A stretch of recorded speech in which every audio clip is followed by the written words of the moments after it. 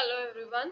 In this session, we will discuss about the concept of electromagnetic induction and domestic electric circuit. So let's start our discussion here. तो सबसे पहले आज हम बात करेंगे electromagnetic induction.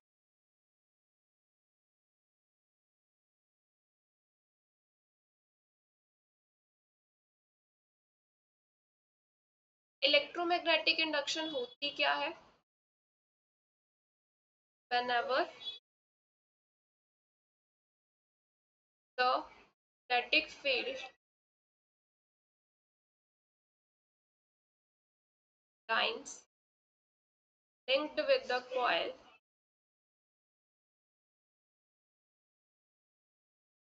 changes, it results in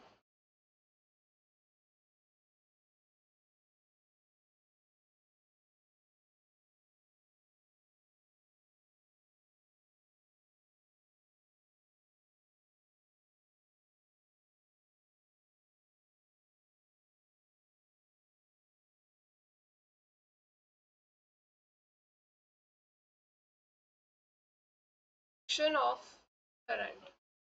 induction मतलब produce होना, ठीक है, इंड्यूस हो रहा है यहाँ पे कर प्रोड्यूस या production. whenever the field lines linked with the coil changes, it induce current in the coil। ऐसे लिख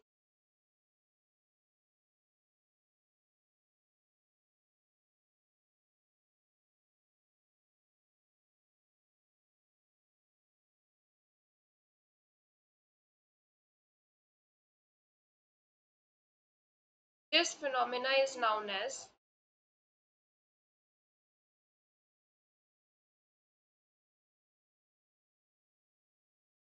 electromagnetic induction।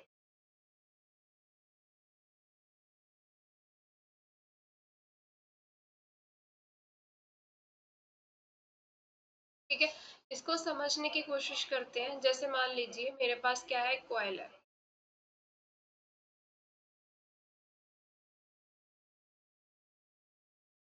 कैसे कॉइल ले ली, ठीक है, इसको ऐसे यहाँ पे गैल्वेनोमीटर से अटैच कर, राइट। और यहाँ पे मैंने ले ली एक बार मैग्नेट। लेट्स से ये इसका नॉर्थ पोल है, ये इसका साउथ, ठीक है।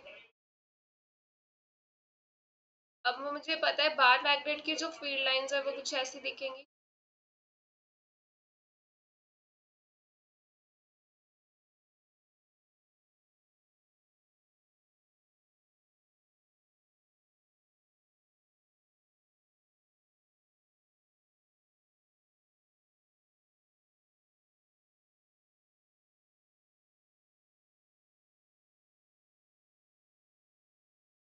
ठीक है, ऐसे फील्ड लाइंस जो है वो बाहर निकल रही हैं। ये फील्ड लाइंस जो होती है हमेशा क्लोज लूप बनाती है, ठीक है। अब जब इस मैग्नेट को इस कॉइल के नजदीक लेके जाएंगे, ठीक है, इससे पास करेंगे, when the magnet pass move close to the coil, तो जब इसको इसके नजदीक लेके जाएंगे तो क्या होगा कि ज्यादा number of field lines, more number of magnetic field lines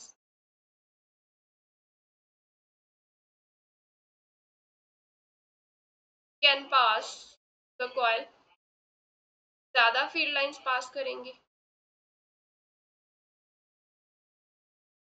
कि अगर इसको हम ऐसे नजदीक लेके जा रहे हैं, ठीक है, तो कॉइल के नजदीक लेके जाएंगे, जितना ज्यादा नजदीक लेते जाएंगे उतनी ज्यादा फील्ड लाइंस इसके कॉइल के थ्रू पास हो जाएंगी, ज्यादा फील्ड लाइंस क्रॉस करेंगी इसको, ठीक है। तो यानी कि यहाँ पे क्या हो रहा है, क्या ऑब्जर्व किया गया कि जो गिल्वेनोमीटर था, then there is a deflection observed in the galvanometer।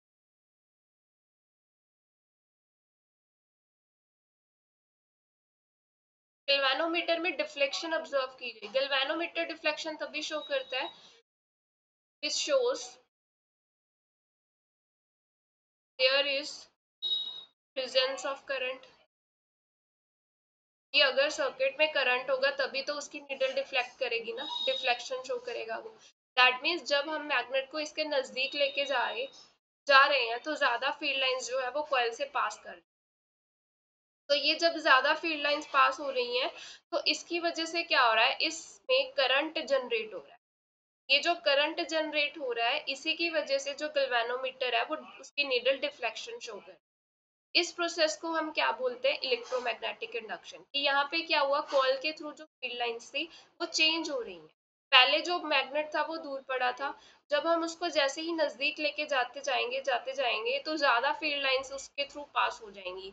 मतलब फील्ड लाइंस जो कॉइल के थ्रू पास हो रही है वो चेंज हो रही है। ठीक है, तो ये जब ऐसी चीज होती है कि जब भी मैग्नेटिक फील्ड किसी कॉइल के थ्रू चेंज हो रही है, मैग्नेटिक फील्ड लाइंस जो है वो चेंज होती हैं तो करंट इंड्यूस होता है। इस प्रोसेस को हम क्या बोलते हैं, इलेक्ट्रोमैग्नेटिक। मान लो जब इसको नजदीक लेके आए तो ये जो गैल्वेनोमीटर है इसकी नीडल जो है वो इस तरफ डिफ्लेक्ट हुई। ठीक है, तो जब इसको दूर लेके जाएंगे फिर क्या होगा, ये वापस से अपनी ओरिजिनल पोजीशन पे वापस आ जाएगी क्योंकि फील्ड लाइंस कम होनी शुरू हो जाएंगी। तो करंट जो है वो फिर से क्या हो जाएगा, डिक्रीज टू, गैल्वेनोमीटर की नीडल अपनी ओरिजिनल जो जीरो पे थी वो वापस जीरो। ठीक है, तो अगर मैं यहाँ पे पोलैरिटी भी चेंज कर दूं, कि यहाँ पे मैंने अभी नॉर्थ पोल लिया था नजदीक, यहाँ पे साउथ पोल लिया था, तो जैसे ही मैं अगर यहाँ पे साउथ ले लूँ नॉर्थ ले लूँ, फील्ड लाइंस की डायरेक्शन चेंज हो जाएंगी।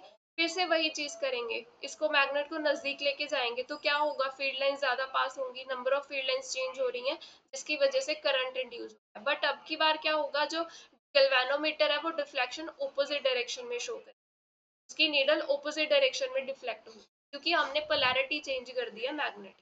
तो ये जो प्रोसेस होता है, whenever there is a magnetic field linked with the coil changes, किसी भी कॉइल के थ्रू अगर फील्ड लाइंस जो पास हो रही है वो चेंज हो रही हैं तो उसमें कॉइल में क्या हो रहा है, करंट इंड्यूस हो रहा है। इस प्रोसेस को हम क्या बोलते हैं, electromagnetic induction.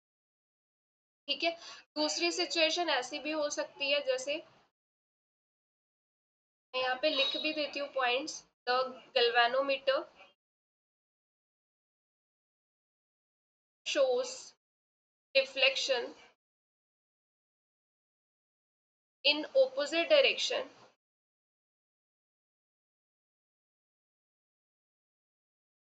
when we change polarity of the magnet. हमने मैग्नेट की पोलैरिटी चेंज कर दी, कैसे, जैसे इस तरफ साउथ पोल ले लिया, इस तरफ नॉर्थ पोल ले लिया, तो जो फील्ड लाइंस होंगी उसकी डायरेक्शन चेंज होगी। मतलब जब अब इस सिचुएशन में मैग्नेट को नजदीक लेके जाएंगे तो क्या होगा, करंट फिर से प्रोड्यूस होगा कॉइल में, बट ऑपोजिट डायरेक्शन में डिफ्लेक्शन शो होगा, ऑपोजिट डायरेक्शन में प्रोड्यूस होगा पहले से। ठीक है, अगर ऐसे पोलैरिटी चेंज कर दी, अब इस मैग्नेट को नजदीक लेके जाएंगे तो फिर से फील्ड लाइंस जो है वो पास करेंगी। ठीक है, more field lines pass through the coil and current जो है वो इंड्यूस हो जाएगा। अब इसकी जो डायरेक्शन होगी, current induce in the opposite direction, opposite direction में फ्लो करेगा। ठीक है, जिसकी वजह से गैल्वेनोमीटर की नीडल जो है वो ऑपोजिट डायरेक्शन में क्या करेगी, डिफ्लेक्शन शो करेगी। अब जैसे ही इस बार मैग्नेट को दूर लेके जाएंगे, फील्ड लाइंस फिर से चेंज हो रही है, तो गैल्वेनोमीटर जो है वो क्या करेगा, फिर से उसकी नीडल जो है वो जीरो पे आ जाएगी कि अब मैग्नेट दूर जा रहा है। ठीक है, फील्ड लाइंस कम हो रही है, कम फील्ड लाइंस पास हो रही हैं, इससे क्या होगा, जो करंट इंड्यूस हो रहा है वो फिर से कम होता शुरू होगा, कम होना लग जाएगा और वो जीरो पे आ जाएगी। ठीक है, दूसरी सिचुएशन हम ऐसे भी ले सकते हैं, जैसे ये मेरे पास कॉइल है, एक कॉइल,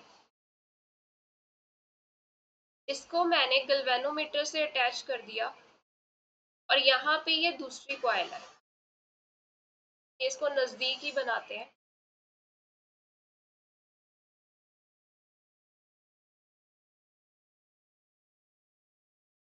ऐसे यहाँ पे दूसरी कॉइल है,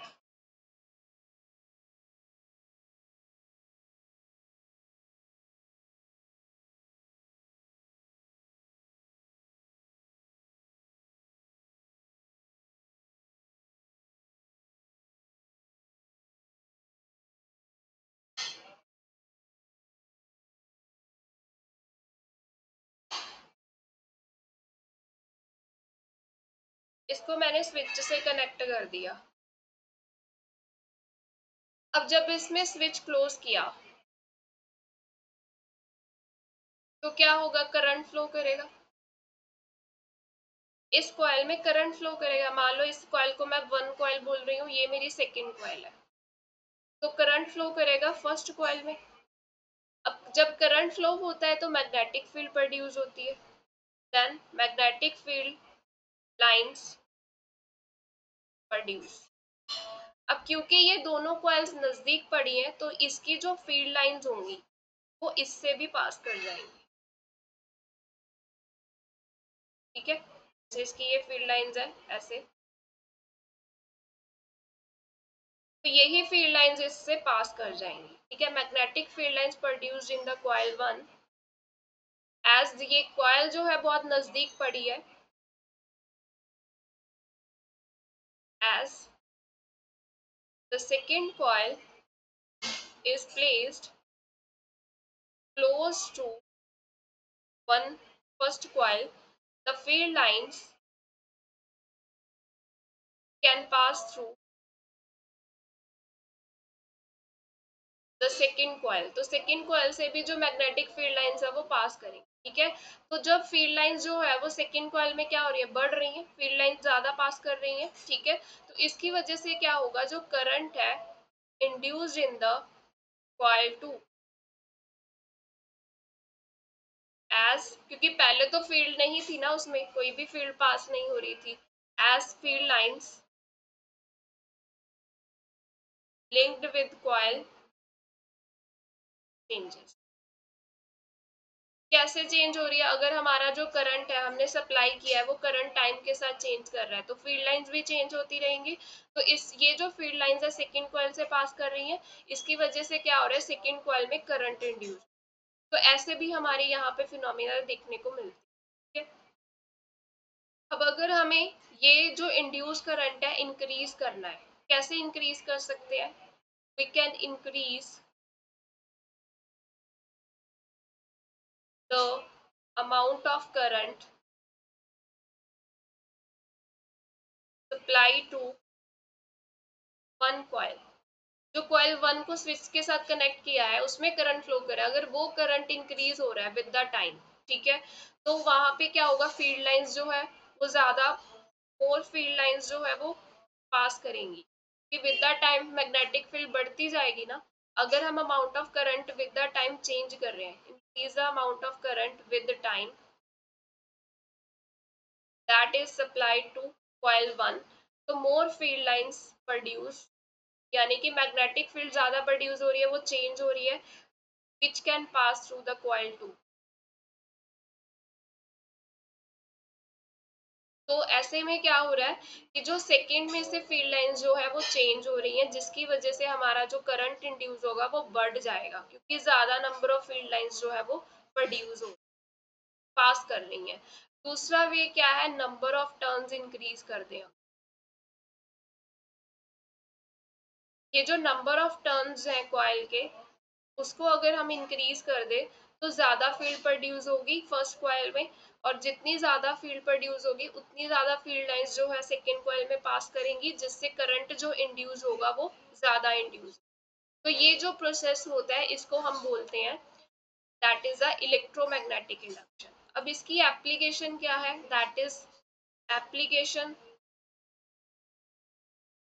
of EMI, electromagnetic induction. Electromagnetic induction क्यों नाम दिया, ये हम क्या कर रहे हैं, सप्लाई दे रहे हैं, ठीक है, मैग्नेटिक फील्ड प्रोड्यूस हो रही है, उसकी वजह से इंडक्शन हो रही है, करंट इंड्यूस हो रहा है, इसीलिए इसका नाम इलेक्ट्रोमैग्नेटिक इंडक्शन है, EMI। इसकी एग्जांपल क्या है, ट्रांसफार्मर। ट्रांसफार्मर में हमारे पास क्या होता है, दो कॉइल्स होती है, जैसे अभी दो कॉइल्स वाला केस पढ़ा हमने, समझा, ऐसे दो कॉइल्स होती हैं। ये फर्स्ट कॉइल जिसको हम सप्लाई देते हैं, ठीक है, और यहाँ पे नजदीक ही दूसरी कॉइल होती है, यहाँ पे लोड लगा देते हैं जिसके अक्रॉस हमें आउटपुट है, ठीक है। तो ये जो फर्स्ट कॉइल होती है इसको प्राइमरी कॉइल बोलते हैं, और ये जो सेकेंड कॉइल होती है इसको सेकेंडरी कॉइल बोलते हैं। अब होगा क्या, यहाँ पे मैंने यहाँ पे ये साइन बनाया, ये साइन क्या शो कर रहा है, अल्टरनेटिंग वोल्टेज सप्लाई की गई है। अल्टरनेटिंग वोल्टेज क्या होता है, अल्टरनेटिंग सप्लाई क्या होता है कि जिसकी पोलैरिटी क्या हो रही है, चेंज हो रही है, ठीक है। अल्टरनेटिंग करंट होता है जैसे, वो पोलैरिटी क्या होती है, चेंज होती है, ठीक है। अब जैसे ही इसको सप्लाई दी, प्राइमरी कॉइल में क्या होगा, करंट फ्लो करेगा, और करंट फ्लो होने की वजह से मैग्नेटिक फील्ड जो है वो प्रोड्यूस, और मैग्नेटिक फील्ड को हम मैग्नेटिक फील्ड लाइन से ही रिप्रेजेंट करते हैं, तो फील्ड जो है वो प्रोड्यूस हो रही है, ठीक है। क्योंकि ये करंट क्या है, कैसा करंट है, ये अल्टरनेटिंग वोल्टेज सप्लाई की है, तो ये चेंजिंग पोलैरिटी की है कि एक साइकिल इसका पॉजिटिव है, एक साइकिल इसका नेगेटिव, तो चेंजिंग वोल्टेज अप्लाई किया, अल्टरनेटिंग वोल्टेज सप्लाई किया गया है। तो जब इसमें करंट फ्लो होगा, मैग्नेटिक फील्ड प्रोड्यूस होगी, यानी कि जो फील्ड लाइंस है वो हमें मिलेंगी, ठीक है, फील्ड लाइंस आर देयर। तो क्योंकि सेकेंडरी कॉइल इसके नजदीक पड़ा है, तो यही फील्ड लाइंस जो है सेकेंडरी कॉइल के थ्रू पास कर, ठीक है। These field lines pass through secondary coil. अब सेकेंडरी कॉइल में क्या हो रहा है, फील्ड लाइंस पास करेंगी, तो उसमें इंडक्शन की वजह से यहाँ पे हमें देखने को क्या मिलेगा, करंट मिलेगा, ठीक है। करंट भी तभी बनता है ना जब वोल्टेज मिलेगी। अब जब फील्ड लाइंस इसमें से पास हो रही है, यहाँ पे पहले क्या होता है, इंड्यूस होती है वोल्टेज, उसी वोल्टेज की वजह से क्या होता है, हमें करंट मिलता है, कि अगर वोल्टेज दिया है तभी तो करंट मिलता है। तो ये वर्किंग होती है हमारी ट्रांसफार्मर। ट्रांसफार्मर जो होता है वो इलेक्ट्रोमैग्नेटिक इंडक्शन के प्रिंसिपल पे काम करता है, कि एक कॉइल में क्या हो रहा है, करंट पास हो रहा है, उसमें फील्ड लाइंस जो प्रोड्यूस होंगी वो सेकंड कॉइल से पास हो रही है, और ये जो फ्लक्स फील्ड लाइंस है वो विद द टाइम क्या हो रही है, चेंज हो रही है, क्योंकि हमने सप्लाई कैसे दी है, चेंजिंग सप्लाई दिया, अल्टरनेटिंग वोल्टेज दिया, ये चेंज हो रही है ना इसकी पोलैरिटी, तो इसकी वजह से जो फील्ड लाइंस जो इससे पास हो रही है वो चेंज होती रहेंगी, जिसकी वजह से यहाँ पे क्या होगा, वोल्टेज इंड्यूस होगी, वोल्टेज इंड्यूस होने से करंट इंड्यूस, ठीक है। तो ये होती है हमारे पास ट्रांसफार्मर की वर्किंग। अब जो ट्रांसफार्मर होता है वो भी दो टाइप्स का होता है, एक स्टेप अप ट्रांसफार्मर होता है, एक स्टेप डाउन ट्रांसफार्मर होता है।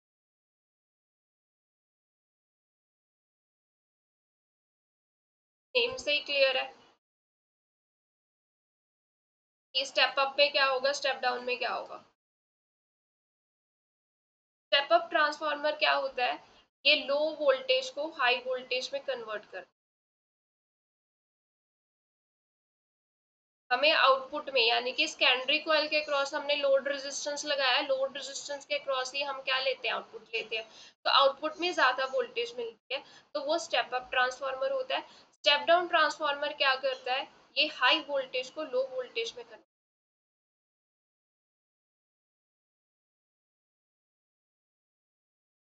ठीक है। और इसकी दूसरी एप्लीकेशन क्या है, इलेक्ट्रोमैग्नेटिक इंडक्शन की, that is a generator. It works on the principle of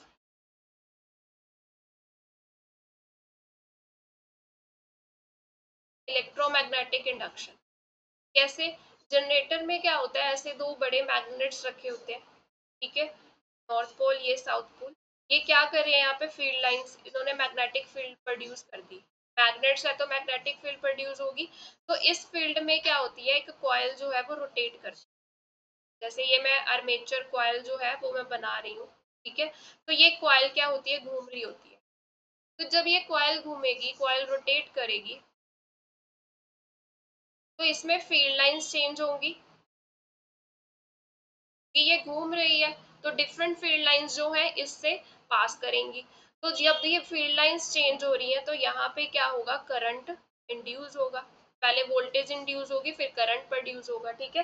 तो ये जो जनरेटर है ये भी क्या है कि इस प्रिंसिपल पे ही काम करता है, इसमें कॉइल होती है, आर्मेचर कॉइल इसको बोलते हैं, ये कॉइल जो है फील्ड में घूम रही होती है, ये रोटेट कर रही होती है, यहाँ पे दो मैग्नेट्स लगाए होते हैं हमने, जो फील्ड प्रोवाइड करवा रहे हैं, मैग्नेटिक फील्ड, इसमें ये कॉइल घूम रही होती है। जब ये कॉइल रोटेट करेगी तो नंबर ऑफ फील्ड लाइंस जो है कॉइल से जो पास कर रही है वो क्या हो रही है, चेंज हो रही है, ठीक है। तो उनके चेंज होने से क्या होता है, करंट इंड्यूस, तो बेसिकली यहाँ पे जो जनरेटर है वो क्या करता है, मैकेनिकल एनर्जी को किसमें कन्वर्ट कर रहा है, इलेक्ट्रिकल एनर्जी,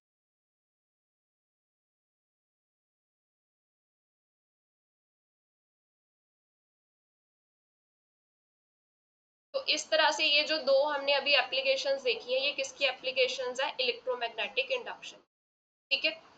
उसके बाद नेक्स्ट कंसेप्ट जो हमें डिस्कस करना है that is domestic electric circuit.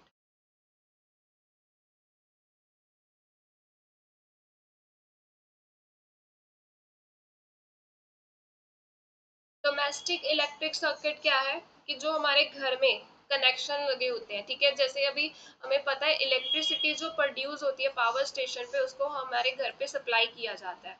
तो ये सब कैसे प्रोसेस होता है वो हम इस कंसेप्ट में डिस्कस करेंगे। ठीक है। The electricity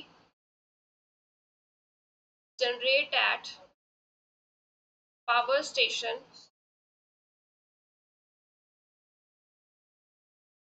supply to our home. ठीक है। वो हमारे घर तक सप्लाई होती है उसकी।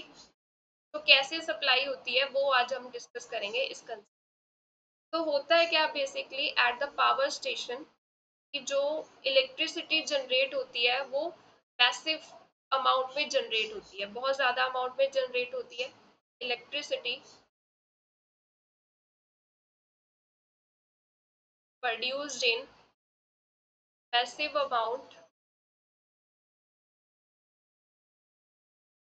ये जो इलेक्ट्रिसिटी पावर स्टेशन पे जनरेट होती है ये बहुत ज़्यादा हाई वोल्टेज की होती है। Massive amount is of very high voltage. बहुत हाई वोल्टेज होती है जो पावर स्टेशन पे इलेक्ट्रिसिटी जनरेट करते हैं। और कितनी वोल्टेज होती है? 11,000। ठीक है। 11,000 वोल्ट जो है ये इतनी ज्यादा अमाउंट रेंज, वैसे एग्जांपल दी है, इतनी रेंज की, इतनी ज्यादा रेंज की जो वोल्टेज होती है उतनी इलेक्ट्रिसिटी जो होती है वहां पे प्रोड्यूस। अब हमारे घर में सप्लाई जो आती है वो 220 वोल्ट की आती है, इतनी हाई वोल्टेज की सप्लाई नहीं आती है। कैसे ये प्रोसेस किया जाता है कि जो पावर स्टेशन है, जैसे मान लो ये हमारे पास क्या है? पावर स्टेशन है।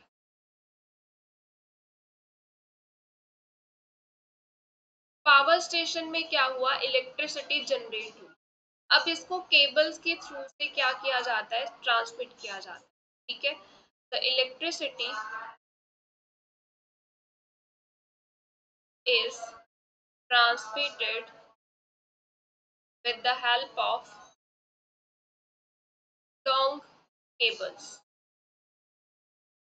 बट हमें पता है जो करंट, अब ये जो इलेक्ट्रिसिटी है केबल्स के थ्रू ट्रांसमिट हो रही है, तो हमें ये भी पता है कि जो करंट होता है उसका इफेक्ट होता है हीटिंग इफेक्ट ऑफ करंट, ने डिस्कस किया है। ठीक है। अब जब ये इलेक्ट्रिसिटी जब फ्लो करेगी केबल के थ्रू, ठीक है, व्हेन करंट, इलेक्ट्रिसिटी जब फ्लो करवाते हैं केबल के थ्रू, ट्रांसमिट करवानी होती है हमें, क्या होगा यहाँ पे? जब ये केबल के थ्रू फ्लो कर रही है then some energy is lost due to heating effect of current.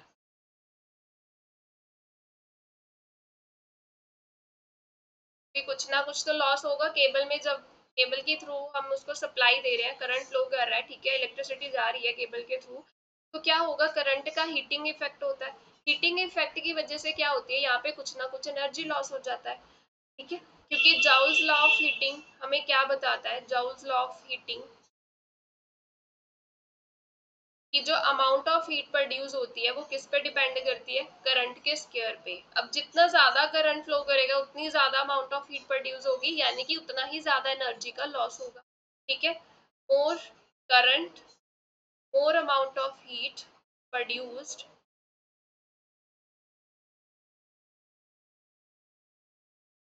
And this leads to more energy loss. तो इससे तो एनर्जी लॉस हो जाएगा, तो हमें डिफिकल्टी होगी इसको ट्रांसमिट करने में। तो ट्रांसमिशन से पहले क्या किया जाता है कि जो वोल्टेज है वो इंक्रीज की जाती है, करंट को डिक्रीज करना पड़ेगा ना हमें यहाँ पे। तो to avoid this energy loss, energy loss को अवॉइड करने के लिए the voltage is increased before the transmission of electricity. तो ट्रांसमिट करने से पहले क्या किया जाता है, इसकी वोल्टेज और बढ़ा दी जाती है कि हमें करंट को कम करना है। ठीक है, तो यहाँ पे क्या होगा, डायग्राम बना देते हैं थोड़ा सा उस, जैसे ये पावर स्टेशन है,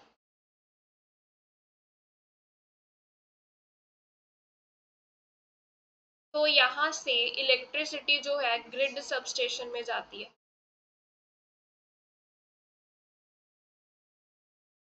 ग्रिड स्टेशन में।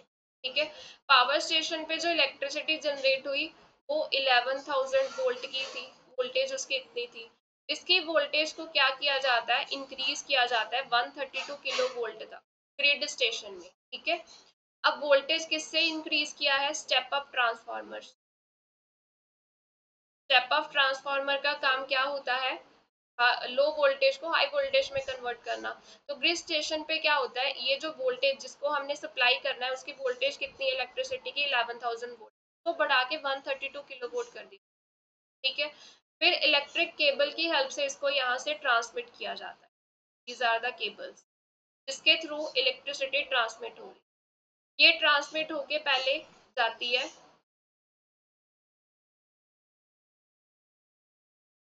मेन सबस्टेशन पे। मेन सबस्टेशन पे क्या होता है, यहाँ पे स्टेप डाउन ट्रांसफॉर्म किया जाता है ताकि ये जो सप्लाई हमें मिल रही है वो हाई वोल्टेज पे थी, अब इसकी वोल्टेज कम कर दी जाती है 33 किलो वोल्ट, 132 से 33 किलो वोल्ट तक जो है वो कम किया जाता है वोल्टेज, स्टेप डाउन ट्रांसफार्मर की है। फिर यहाँ मेन सब स्टेशन से जाते हैं इंटरमीडिएट सब स्टेशन।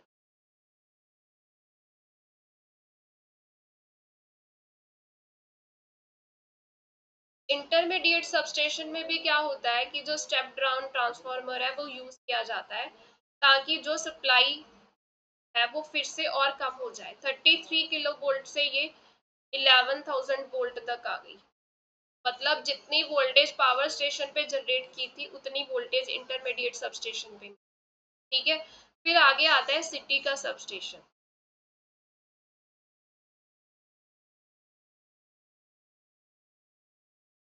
यहाँ पे भी स्टेप डाउन ट्रांसफार्मर यूज किया जाता है, और ये जो वोल्टेज है इलेक्ट्रिसिटी जो हमने घर में सप्लाई करनी है, ठीक है, उसकी वोल्टेज 220 वोल्ट होती है, तो वो सिटी सबस्टेशन में जाके रिड्यूस हो, 11,000 वोल्ट से 220 वोल्ट जो है वो चेंज कर दिया स्टेप डाउन ट्रांसफार्मर। अब ये जो सिटी सबस्टेशन है इससे आगे घर में हमारे इलेक्ट्रिसिटी जो है वो सप्लाई होती है, यहाँ से हमारे घर में आती है अवर होम। तो इस तरह से जो इलेक्ट्रिसिटी है वो ट्रांसमिट की जाती है, ठीक है, पावर स्टेशन से हमारे होम, क्योंकि हमारे घर में जो सप्लाई आती है that is of 220 volt supply reach at our home. और फ्रीक्वेंसी कितनी होती है, 50 हर्ट्ज, जो सप्लाई हो रही है इलेक्ट्रिसिटी, ठीक है, उसकी फ्रीक्वेंसी कितनी है, 50 हर्ट्ज। और ये जो इलेक्ट्रिसिटी सप्लाई करते हैं ये किस फॉर्म में होती है, अल्टरनेटिंग करंट की फॉर्म में। अल्टरनेटिंग करंट क्या होता है, जो अपनी पोलैरिटी चेंज कर सकता है, ठीक है, उसके फॉर्म में ये इलेक्ट्रिसिटी घर पे सप्लाई होती है। और कितनी सप्लाई होती है, 220 सप्लाई पहुंचती है हमारे घर में, और फ्रिक्वेंसी होती है 50 हर्ट्ज। अब जब घर में सप्लाई आ गई है तो आगे कनेक्शन कैसे किए जाते हैं, ठीक है, तो electricity comes to our home, हमारे घर में सप्लाई हो गई, हमारे घर में क्या एक मेन बॉक्स होता है, ठीक है, यहाँ पे इसमें क्या होती है हमारे पास, यहाँ पे जो इलेक्ट्रिसिटी हमारे घर में आती है अब किसकी हेल्प से आती है, बाय टू वायर्स। पहले दो वायर्स की बात करते हैं, एक होती है लाइव वायर, एक होती है न्यूट्रल वायर। ठीक है, जो लाइव वायर होती है वो 220 वोल्ट पोटेंशियल पे होती है, और ये जो न्यूट्रल वायर है ये 0 वोल्ट पे होती है। अब दोनों के बीच का पोटेंशियल डिफरेंस कितना मिल रहा है, दैट इज 220 वोल्ट। ठीक है, तो जब इलेक्ट्रिसिटी घर तक तो आ गई, आगे भी तो कनेक्शन देखना है ना कैसे जा रहे हैं। तो घर में हमारे क्या होती है, दो वायर्स होती है, एक लाइव वायर, एक न्यूट्रल वायर। तीसरी वायर भी होती है, वो भी डिस्कस करेंगे, पहले इनको देखते हैं। ये जो लाइव वायर होती है ये किस पोटेंशियल पे होती है, 220 वोल्ट पे होती है। और न्यूट्रल वायर जो होती है वो 0 वोल्ट। तो ये मेन बॉक्स में प्रेजेंट होती है।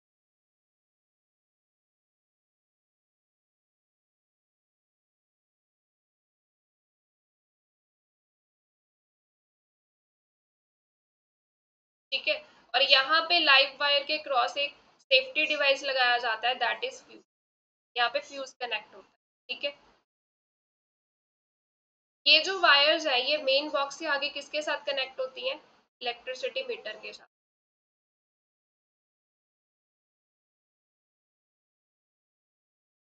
इलेक्ट्रिसिटी मीटर जो है वो क्यों लगाया जाता है, क्योंकि ये हमें बताता है कि how much electrical energy consume,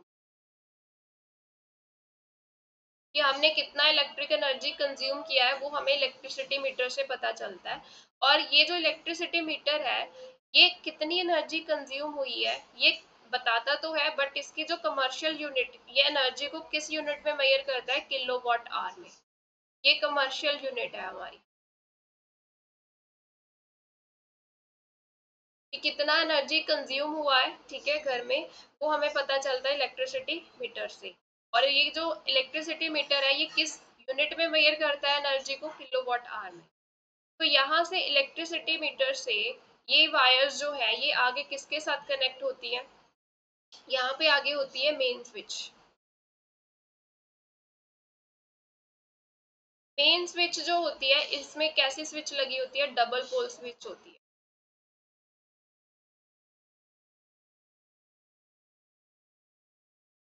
double pole switch का मतलब क्या है, कि मान लो अगर हमने घर में कोई रिपेयर वगैरह का काम करवाना है, कुछ करना है, तो हमें मेन सप्लाई बंद करनी पड़ती है। तो ये डबल पोल स्विच क्या करती है, it helps break connection of both wires.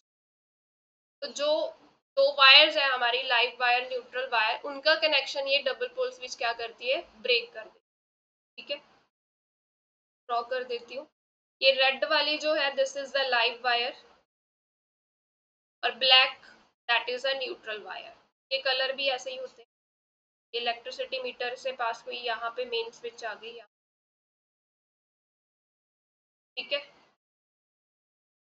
Main switch के आगे क्या होता है हमारे पास,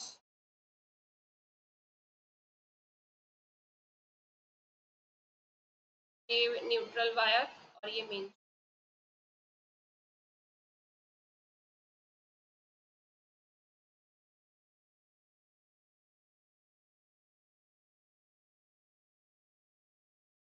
स्विच से आगे यहाँ पे हमारा होता है डिस्ट्रीब्यूशन बॉक्स।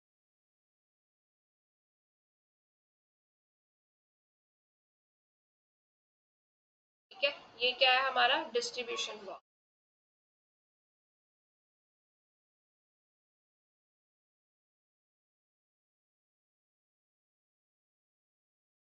डिस्ट्रीब्यूशन बॉक्स किस पर्पस के लिए होता है, इसमें बहुत सारे एमसीबीज प्रेजेंट होते हैं, वेरियस एमसीबी।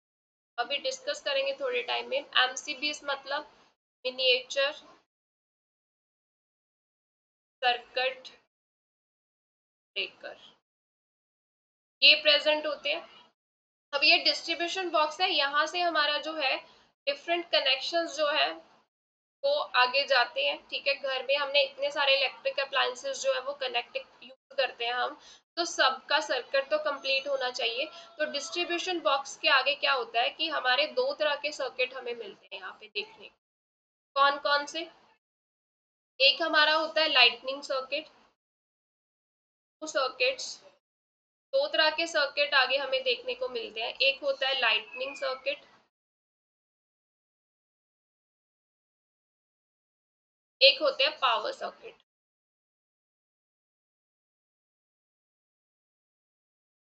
लाइटनिंग सर्किट किस पर्पस के लिए यूज किया जाता है, जैसे हमारे पास, आप घर में आपने देखा भी होगा, सॉकेट्स देखे होंगे। ठीक है, दो तरह के सॉकेट्स होते हैं, एक तो वो जिनमें ये होल जो होते हैं वो छोटे छोटे ऐसे वाले, ठीक है। दूसरा कैसा होता है, जिनमें होल बड़े होते हैं, ये वाला बहुत बड़ा होता है, बड़े बड़े होते हैं।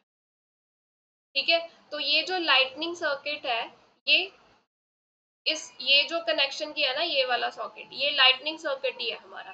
ठीक है, लाइटनिंग सर्किट हम किस पर्पस के लिए यूज करते हैं, जो जिनको कम सप्लाई चाहिए ऑन करने के लिए। ठीक है, जो अप्लायंसेस कम वोल्टेज जिनको चाहिए ऑन करने के लिए, लो पावर रेटिंग डिवाइसेस के लिए होता है,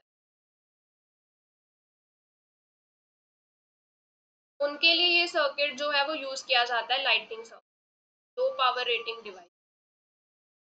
कितने मतलब जो वर्क करते हैं, works at 5 ampere current mainly. ठीक है, और जो पावर सर्किट होता है ये हाई पावर रेटिंग डिवाइसेस के,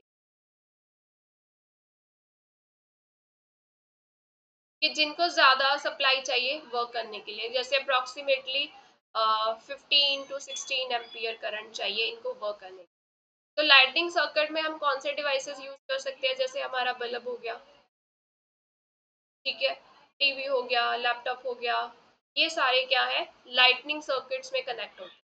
और पावर सर्किट में जैसे हमारा रेफ्रिजरेटर हो गया, एसी हो गया, ठीक है, और इलेक्ट्रिक आयरन हो गई, जिनको ज्यादा सप्लाई चाहिए, हाई पावर रेटिंग डिवाइसेस, तो इनको हम पावर सर्किट में कनेक्ट करते हैं।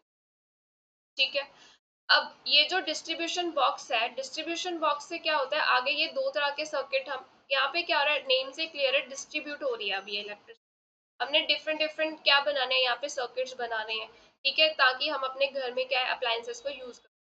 तो यहाँ से डिस्ट्रीब्यूशन बॉक्स से दो तरह के सर्किट हम कनेक्ट करते हैं, एक लाइटनिंग सर्किट, एक पावर सर्किट। ठीक है, और ये जो कनेक्शन होता है यहाँ पे, वो कैसा कनेक्शन होता है, सर्किट्स का पैरेलल कनेक्शन होता है।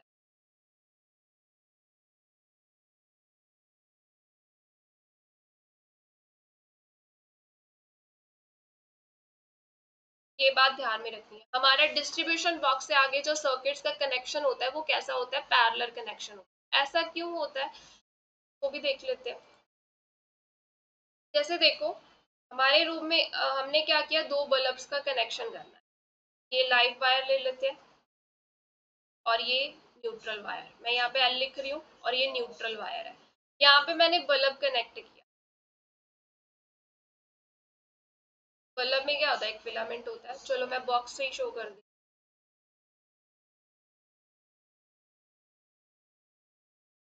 जैसे मान लो मुझे फर्स्ट बल्ब जो है वो कनेक्ट करना है, तो इसका एक एंड किसके साथ कनेक्ट होगा, लाइव वायर के साथ, दूसरा एंड किसके साथ कनेक्ट होगा, न्यूट्रल वायर के। ठीक है, इसी तरह से दूसरा बल्ब है, उसको भी कनेक्ट करेंगे, एक जो जाएगा लाइव वायर के साथ एंड जाएगा, दूसरा न्यूट्रल वायर के साथ जाएगा। अब देखो, ये दोनों क्या है, यहाँ पे पैरेलल में लगे हैं। पैरेलल में क्या होता है बेनिफिट, कि दोनों को फुल सप्लाई वोल्टेज मिलेगी, full supply voltage each appliance. मैंने यहाँ पे बल्ब यूज किया है, बट अप्लायंस लिख रही हूँ यहाँ पे, क्योंकि बाकी अप्लायंसेस। ठीक है, तो एक तो दोनों को क्या हो रही है, फुल सप्लाई वोल्टेज मिल रही है। दूसरा, कि मान लो अगर ये एक बल्ब फ्यूज हो गया, इफ वन बल्ब फ्यूज, तो दूसरा जो बल्ब है वो वर्क करेगा, the other bulb will work. Parallel में ये बेनिफिट है। ठीक है, अगर यही कनेक्शन हम सीरीज में लगाते, इफ डिस्ट्रीब्यूशन फंक्शन, जो डिस्ट्रीब्यूशन बॉक्स है उससे आगे कनेक्शन जो सर्किट्स के हमने लगाने, अगर वो सीरीज में होते तो क्या होता, सीरीज में क्या होता है कि वोल्टेज डिवाइड हो जाती, वोल्टेज गेट डिवाइडेड। ठीक है, जैसे इसको वोल्टेज अगर पीछे से 220 आ रही है, तो इसको कम वोल्टेज, दोनों में अप्लायंसेस जितने भी कनेक्ट किए हैं हमने, सीरीज में कनेक्ट किए हैं, सब में जो वोल्टेज थी वो क्या होती है, डिवाइड होती, मतलब फुल सप्लाई नहीं मिलेगी अप्लायंस को। दूसरा, कि अगर एक, जैसे ये बल्ब ही कनेक्ट किए हैं, तो अगर एक बल्ब फ्यूज हो गया, इफ वन बल्ब फ्यूज, तो दूसरा भी वर्क नहीं करेगा, अदर विल नॉट वर्क, क्योंकि सीरीज में कनेक्ट है। तो सीरीज में इसीलिए हम नहीं लगाते, हम यहाँ पे डिस्ट्रीब्यूशन बॉक्स से आगे जो सर्किट्स लगाते हैं, जो कनेक्शंस बनाते हैं वो पैरेलल सर्किट्स होते हैं। पैरेलल सर्किट कैसे, एक लाइटनिंग सर्किट होगा, एक हमारे पास पावर सर्किटिंग होगी, जिसमें हम हाई रेटिंग डिवाइस कनेक्ट करते हैं, और लाइटनिंग सर्किट में हम लो पावर रेटिंग डिवाइसेस को कनेक्ट करते हैं, और ये कनेक्शन पैरेलल कॉम्बिनेशन। ठीक है, तो ये था यहाँ तक। अब तीसरी वायर की बात कर लेते हैं। हमारे पास अभी जैसे मैंने बताया, एक लाइव वायर है हमारे पास, एक न्यूट्रल वायर है। तीसरी वायर जो होती है that is the earth wire. Earth wire जो होता है ये किस पर्पस के लिए यूज किया जाता है, फॉर अर्थिंग। अब ये अर्थिंग कैसे करते हैं, जैसे क्या हमने बनाया था, यहाँ पे मेन बॉक्स था, ठीक है, जिसमें ये लाइव वायर, ये फ्यूज लगा दिया, ये न्यूट्रल वायर। आगे क्या है, इलेक्ट्रिसिटी मीटर है, मीटर से आगे मेन स्विच था,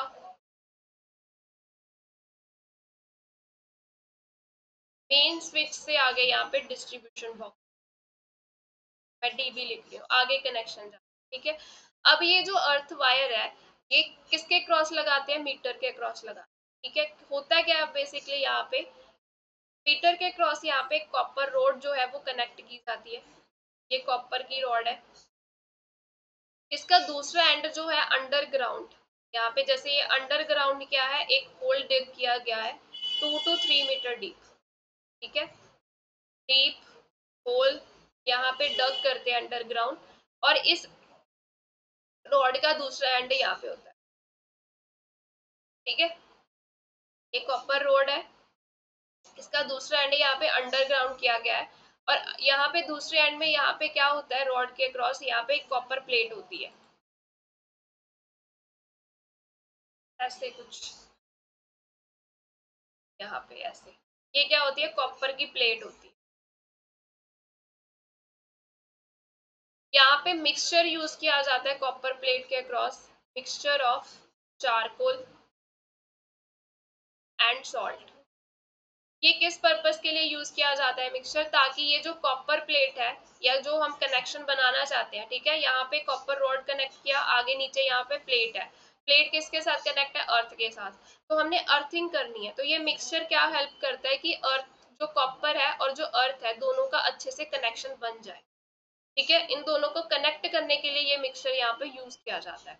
अब जो अर्थिंग है वो किस पर्पस के लिए यूज की जाती है, मान लो अगर घर में हाई करंट आ जाए, if high current supply is there, by chance किसी रीजन की वजह से हाई करंट सप्लाई हो जाती है एट होम, तो जो एक्सेस करंट है वो कहाँ पे जाएगा, ग्राउंड में जाएगा। एक्सेस करंट जो होगा, एक्सेस सप्लाई जो होगी उसकी अर्थिंग हो जाएगी। कैसे, ये इसके साथ कनेक्ट कर दिया, ये आगे ऐसे कनेक्ट होते हैं।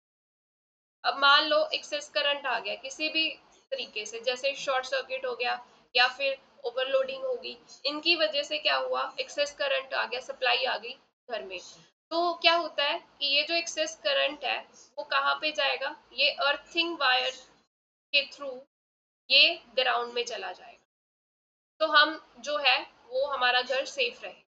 अगर हम अर्थिंग नहीं करते, if earthing is not done, तो क्या होगा कि जो वायर्स है वो हीट अप हो जाएंगी, वायर गेट्स हीट अप, गर्म हो जाएंगी, गर्म होने से क्या होगा, फायर एक्सीडेंट हो सकता है घर में, तो अर्थिंग भी करनी जरूरी है, ठीक है। अर्थिंग हमारी सेफ्टी पर्पस के लिए ही की जाती है कि अगर बाय चांस घर में ज्यादा सप्लाई आ जाए तो क्या होगा, एक्सेस सप्लाई जो है वो क्या होती है, ग्राउंड में चली जाती है, अर्थ में चली गई, ये करंट जो एक्सेस करंट आया वो ऐसे ग्राउंड में चला गया, इसको बोलते हैं अर्थ वायर, ठीक है। अब जैसे वायर्स हमने देखी है, ठीक है, डिफरेंट कलर्स की हमें दिखती है, एक रेड कलर की होती है, ठीक है, एक ब्लैक कलर की इंसुलेशन के साथ होती है, एक ग्रीन कलर की इंसुलेशन के, ये जो रेड कलर वाली वायर होती है ये लाइव वायर होती है, और जो ब्लैक कलर वाली होती है वो न्यूट्रल होती है, और जो ग्रीन वाली होती है वो अर्थिंग वायर होती है। ये कलर्स इसीलिए डिफाइन किए गए ताकि हमें पता चल सके कि कौन सी वायर क्या है, लाइव वायर है, कौन सी न्यूट्रल, कौन सी अर्थिंग के लिए यूज, ठीक है। ये क्या थी, ये ओल्ड नोटेशंस थी, ये पहले यूज की जाती थी, ओल्ड, तो कह लो ओल्ड ऐसे था। न्यू जो है वो कैसे चेंज किया जाता है, अभी कन्वेंशन जो है, ब्राउन कलर की जो है वो लाइव वायर होती है, लाइट ब्लू कलर वो न्यूट्रल वायर को शो कर रही है, ठीक है। अर्थिंग के लिए ग्रीन या फिर येलो वायर। तो ये कलर अब यूज करते हैं। कहीं कहीं ये भी देखने को मिलती है, ये पुरानी नोटेशन है बट न्यू नोटेशन जो है वो ये है। अगर ऐसे कलर की वायर्स दिख रही है तो उसमें ब्राउन कलर की वायर लाइव वायर होगी, लाइट ब्लू वाली न्यूट्रल होगी, ग्रीन और येलो वाली अर्थिंग के लिए यूज, ठीक है। अब मान लो अगर किसी तरीके से इफ हाई करंट फ्लोस, तो हम कैसे, कौन कौन से सेफ्टी डिवाइसेस जो है हमारे घर में लगे हुए हैं, ठीक है। देखो जब हाई सप्लाई आ जाती है, ज्यादा करंट किसी रीजन से आ जाता है, कैसे हो सकता है, एक तो या फिर शॉर्ट सर्किट हो सकता है, या फिर दूसरा रीजन क्या है, ओवरलोडिंग। इन दो सिचुएशन में क्या होता है, बहुत ज्यादा लार्ज अमाउंट में करंट जो है वो फ्लो करने लग जाता है, ठीक है। शॉर्ट सर्किटिंग का मतलब क्या होता है,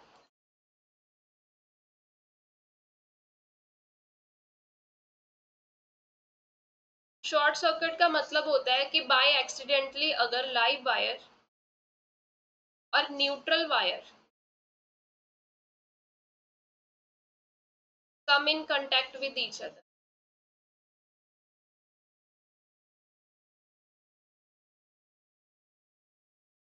accidentally, तो क्या होता है, लार्ज अमाउंट में current flow, large amount of current flows. मैं करंट को आई सिंबल से लिख रही हूँ कि करंट को हम आई से ही रिप्रेजेंट करते हैं, ठीक है। तो शॉर्ट सर्किट का रीजन ये होता है कि बाय चांस एक्सीडेंटली, हमें पता है लाइव वायर और न्यूट्रल वायर हमने कलर से आइडेंटिफाई किया है, अगर मान लो वो इंसुलेशन किसी तरीके से ब्रेक हो गई, ठीक है, और ये जो दोनों वायर्स है आपस में एक्सीडेंटली टच हो जाए, एक दूसरे के साथ टच में आ जाए, come in touch with each other या come in contact with each other, एक दूसरे के साथ कांटेक्ट में आ जाए, तो बहुत ज्यादा लार्ज अमाउंट में करंट जो है वो फ्लो करता है। तो इसकी वजह से क्या होता है, सप्लाई बहुत ज्यादा आ जाती है घर में, ठीक है। ओवरलोडिंग का मतलब क्या होता है कि अगर हम एक टाइम पे बहुत ज्यादा जो हैवी रेटिंग वाले डिवाइसेस अप्लायंसेस है वो यूज कर रहे हैं at a time, if we use let's say high power rating devices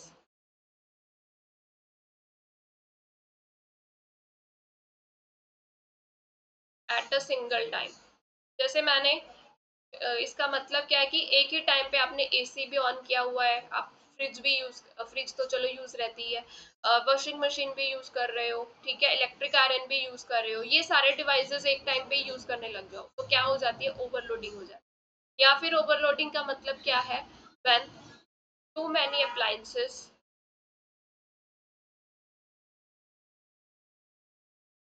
are connected to single socket, एक सॉकेट में बहुत सारे अप्लायंसेस कनेक्ट कर दिया, तो यहाँ पे क्या हो जाती है, ओवरलोडिंग। तो ये दो रीजन हो सकते हैं कि हमारे घर में जो है वो करंट ज्यादा अमाउंट में फ्लो कर जाए। तो अगर हमारी कोई सेफ्टी नहीं होगी तो क्या होंगे, फायर एक्सीडेंट हो सकते हैं घर में। तो जो सेफ्टी डिवाइसेस होते हैं वो हमारे घर में क्या लगे हुए हैं, सेफ्टी डिवाइस जो यूज करते हैं दैट इज, एक तो हो गया फ्यूज, एक हो गया एमसीबी, ठीक है। फ्यूज जैसे मेन बॉक्स में था, लाइव वायर के साथ ही कनेक्ट था, एमसीबीज कहाँ कनेक्ट थे, डिस्ट्रीब्यूशन। तो ये सेफ्टी डिवाइसेस होते हैं, ये हमें बचाते हैं ऐसे एक्सीडेंट होने। अब इनको थोड़ा सा डिस्कस कर लेते हैं कि फ्यूज क्या होता है। फ्यूज, कार्ट्रिज फ्यूज अगर देखा हो, इसमें क्या होती है, थिन वायर प्रेजेंट होती है। ये जो थिन वायर होती है इसको हम क्या बोलते हैं, सोल्डर बोलते हैं। सोल्डर जो होता है this is the alloy of tin and lead, ठीक है। और ये जो सोल्डर है इसकी रेजिस्टेंस क्या होती है, हाई रेजिस्टेंस होती है। दूसरा, इसका मेल्टिंग पॉइंट कम होता है।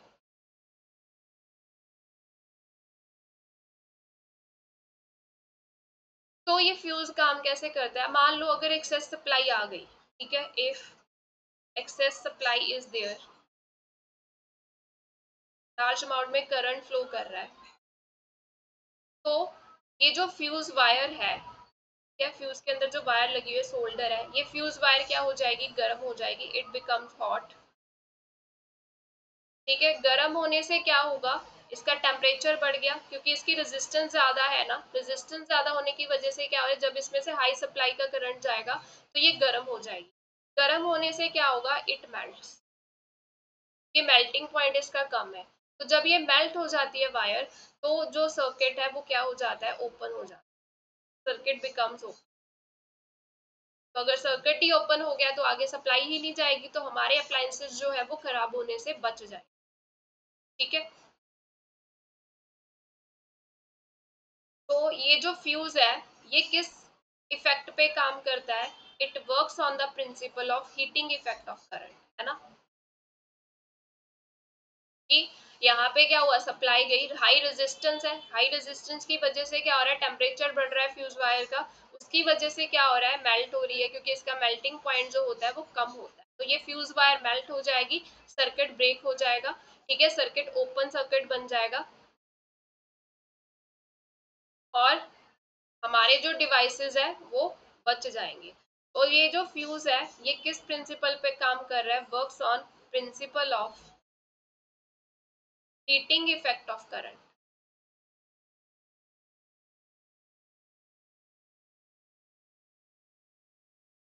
तो इस तरह से हमारे जो डिवाइसेस है वो सेफ होते हैं। एमसीबीज क्या होती है, ये भी हमने डिस्ट्रीब्यूशन बॉक्स में देखा कि एमसीबीज प्रेजेंट होती है। एमसीबीज क्या होती है, मिनिएचर सर्किट ब्रेकर। ठीक है, एमसीबीज जो होती है मिनिएचर सर्किट ब्रेकर होती है, आपने शायद देखी भी हो, ऐसे स्विचेस होती हैं, यहाँ पे ब्लैक कलर की स्विच होती है ऐसे, अगर देखी हो। तो जब एक्सेस सप्लाई आती है, when excess supply is there, तो ये जो एमसीबीज है ये स्विच को क्या कर देते हैं, कट ऑफ, पुल ऑफ कर देते हैं, MCBs puts of the switch. तो जब ये स्विच पुट ऑफ हो गई तो सर्किट क्या हो जाता है, ओपन हो जाता है, सर्किट बिकम्स ओपन सर्किट। ठीक है, तो जब हम अपना जो फॉल्ट आ रहा है, कि जो सप्लाई ज्यादा आ रही है, जो भी फॉल्ट हुआ है, किसी भी रीजन की वजह से सप्लाई ज्यादा आ रही है, उसको हम करेक्ट कर लेते हैं। जब करेक्ट हो जाती है वो सिचुएशन, हम फिर से क्या कर देते हैं, then we reset the switch after solving the problem of fault. किसी भी रीजन की वजह से मान लो करंट सप्लाई ज्यादा आ रही है, ठीक है, तो ये एमसीबी क्या होते हैं, ये स्विच को पुट डाउन कर देते हैं। ठीक है, तो पुट ऑफ द स्विच, तो जिसकी वजह से जो हमारा सर्किट होता है वो क्या होता है, ओपन सर्किट बन जाता है।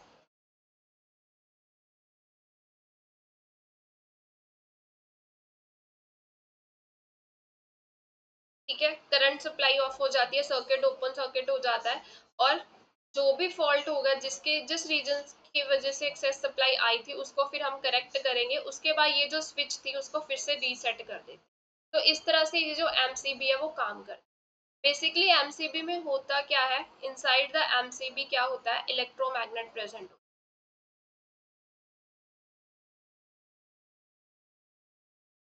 अब इलेक्ट्रोमैग्नेट क्या काम करता है, अगर एक्सेस सप्लाई आ जाएगी तो इलेक्ट्रोमैग्नेट क्या करेगा, if excess supply is there, तो क्या होगा, इलेक्ट्रोमैग्नेट से ज्यादा करंट पास होगा। ठीक है, और जितना ज्यादा करंट पास होगा ये उतना ही स्ट्रॉन्ग मैग्नेट की तरह बिहेव करेगा, इलेक्ट्रोमैग्नेट बिकम्स स्ट्रॉन्ग मैग्नेट। ठीक है, ये क्या होता है बेसिकली, इलेक्ट्रोमैग्नेट होता क्या है, कि जैसे ये हमारे पास क्या है, कॉपर की जो वायर है वो हमने बाउंड की होती है सॉफ्ट आयरन कोर के अबाउट, यही होता है इलेक्ट्रोमैग्नेट। तो जब हम इसमें करंट फ्लो करते हैं तो ये एज ए मैग्नेट की तरह बिहेव करता है। अब जितना ज्यादा करंट फ्लो करेंगे तो ये उतना ही ज्यादा क्या होगा, स्ट्रॉन्ग मैग्नेट बनेगा। ठीक है, क्योंकि उतनी ही ज्यादा क्या होगी, ज्यादा फील्ड प्रोड्यूस होगी। तो जो इलेक्ट्रोमैग्नेट है, जब एक्सेस सप्लाई आ जाती है तो ये स्ट्रॉन्ग मैग्नेट की तरह बिहेव करता है, और ये क्या करता है, it puts of the switch down. इसकी ये क्या करेगा, फिर स्विच को पुट ऑफ कर देगा, जिससे जो करंट सप्लाई है वो रुक जाती है। ठीक है, तो ये जो एमसीबी है ये किस प्रिंसिपल पे काम कर रहा है, magnetic effects of current. MCB works on principle of magnetic effects of current. ये दोनों में डिफरेंस है फ्यूज और एमसीबी में। Fuse heating effect of current पे काम कर रहा है, MCB magnetic effect of current पे काम कर रहा है। ठीक है, तो ये हमारे पास जो है सेफ्टी डिवाइसेस जो लगे होते हैं हमारे घर में। ठीक है, जिससे हमारा जो एक्सीडेंट बाय चांस सप्लाई ज्यादा हो भी जाती है, घर में आ भी जाती है, तो हमारी सेफ्टी जो है वो